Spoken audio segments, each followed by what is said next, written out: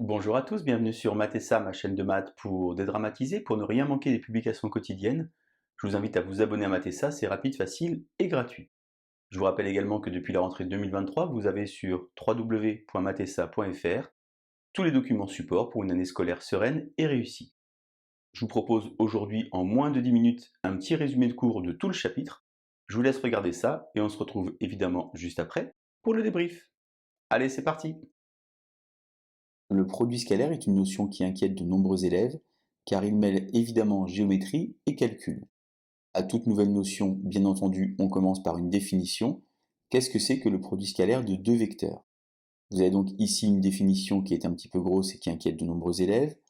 U scalaire V, c'est norme de U fois norme de V fois cosinus de l'angle orienté UV. Le souci, c'est que les angles orientés de vecteurs ne sont plus au programme. C'est la raison pour laquelle j'ai indiqué ici que U, c'est le vecteur AB, et que V, c'est le vecteur AC.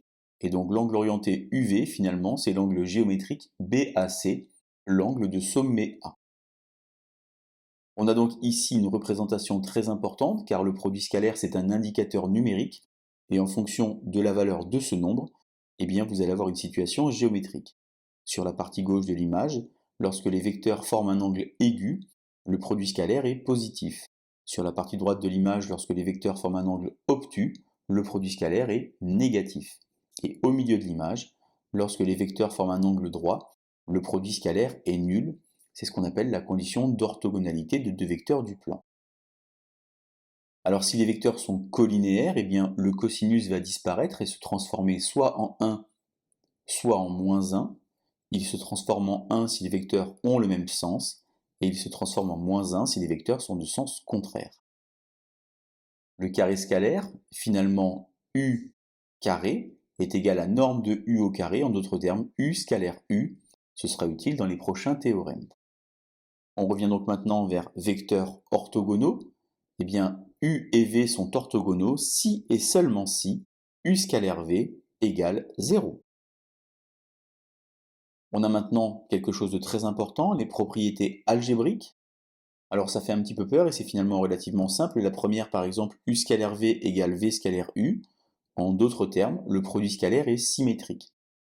Vous reconnaissez ici une certaine forme de distributivité ou encore des identités remarquables, tout ce que vous connaissez des années précédentes. Il existe d'autres expressions du produit scalaire. La première d'entre elles est fondamentale, on appelle cela l'expression analytique du produit scalaire. Si vous êtes dans un repère orthonormé OIJ, eh bien U scalaire V, c'est XX' plus YY', expression qui va être très utile et qui va vous simplifier la vie. Vous remarquez qu'on peut évidemment écrire des vecteurs U et V soit en positionnant les coordonnées verticalement, soit horizontalement. Projection orthogonale, c'est donc une autre façon d'exprimer le produit scalaire car on va simplifier l'expression. Pour cela, une petite représentation graphique. Vous avez A et B deux points distincts et un troisième point C. Eh bien, le projeté orthogonal de C sur AB s'appelle H. Et on remarque ici que la droite CH et la droite AB sont orthogonales. Si vous avez le point C qui est à droite, son projeté orthogonal va donc être ici sur le segment AB et donner alors un produit scalaire qui va être positif. Si le point C est sur la partie gauche, le projeté orthogonal va donc être à l'extérieur du segment AB et vous donnera ici, sur cet exemple, un produit scalaire négatif.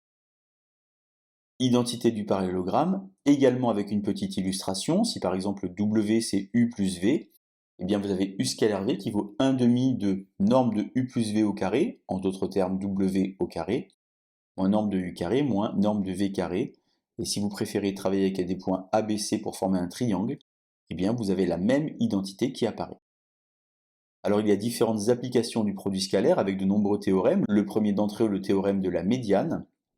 Si vous avez A et B deux points et I le milieu de AB, eh bien pour tout point M du plan, MA scalaire MB est égal à MI carré moins 1 quart de AB carré. On utilise très souvent ce théorème pour les lignes de niveau. On a également un autre théorème, peu connu des élèves, qui s'appelle le théorème d'Apollonius, avec les mêmes conditions, cette fois-ci MA carré plus MB carré, égale 2MI carré plus 1 demi de AB au carré.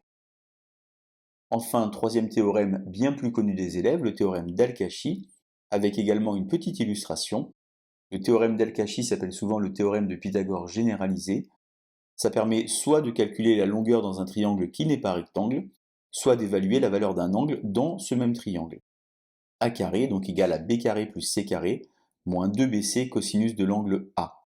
Il existe une permutation circulaire car si vous cherchez non pas A carré mais par exemple B carré, en faisant tourner les lettres, eh bien vous allez obtenir les mêmes propriétés. Et enfin, dernière notion très importante que j'ai choisi moi de mettre dans ce chapitre, et que peut-être vous aurez dans le chapitre Application aux produits scalaires, équation cartésienne d'un cercle. Alors, si vous avez un cercle de centre A de coordonnées x0, y0 et de rayon R, eh bien dire qu'un point M de coordonnées x, y appartient à ce cercle, c'est équivalent à avoir la relation x moins x0 au carré plus y moins y0 au carré est égal à R carré. C'est ce qu'on appelle l'équation cartésienne d'un cercle. Mais il existe avec le produit scalaire une autre façon de parler de cercle. Si vous avez A et B deux points distincts, eh bien le cercle de diamètre AB signifie que pour tout point M sur ce cercle, MA scalaire MB est égal à 0. En d'autres termes, le triangle MAB est un triangle rectangle. On utilise alors la condition d'orthogonalité de deux vecteurs. Pour finir, je vous insère comme d'habitude toutes les notions à connaître sur ce chapitre. Voilà donc tout ce qu'on pouvait dire sur ce chapitre, un résumé de cours en moins de 10 minutes. Vous êtes maintenant prêt à aller naviguer sur la playlist de Matessa, dont voici le lien, afin d'être performant pour vos futures évaluations. N'oubliez pas qu'en mathématiques, il faut pratiquer. Je vous invite donc à vous entraîner, je vous invite évidemment à partager la chaîne avec vos amis, et je vous dis à bientôt sur Matessa. Bonne journée!